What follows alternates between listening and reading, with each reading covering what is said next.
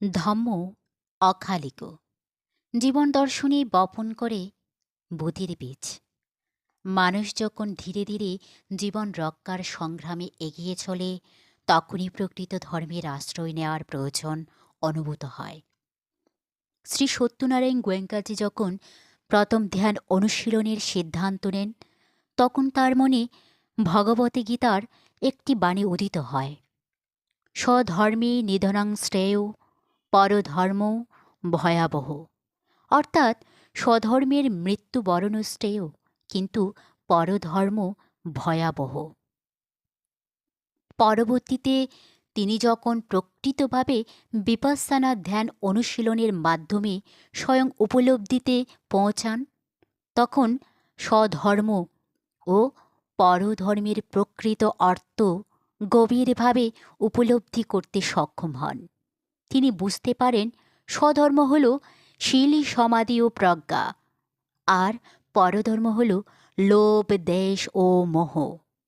এ পৃথিবীতে প্রতিটি মানুষ ও প্রাণী আহারের উপর নির্ভরশীল।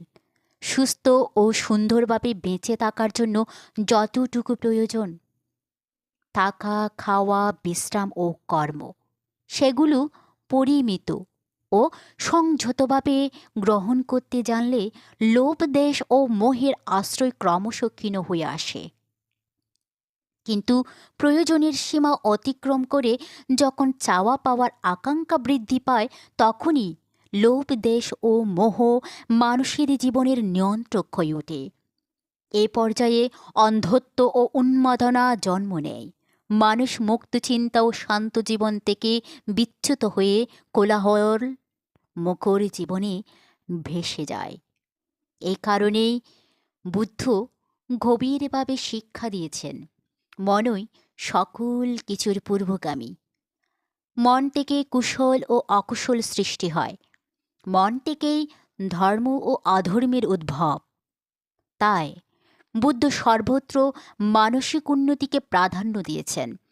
বাহ্যিক আড়ম্বরপূর্ণ জীবনযাপনের চেয়ে অন্তরের সৌন্দর্যই ছিল তাঁর কাছে অধিক গুরুত্বপূর্ণ।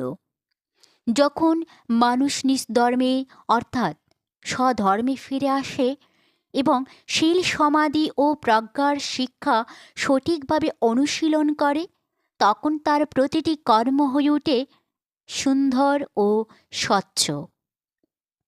সেখানে আর থাকে না ছল, ছাতুরি, উত্তেজনা, ষড়যন্ত্র, বিদ্বেষ, ঘৃণা, ঈর্ষা, শত্রুতা বা প্রথা।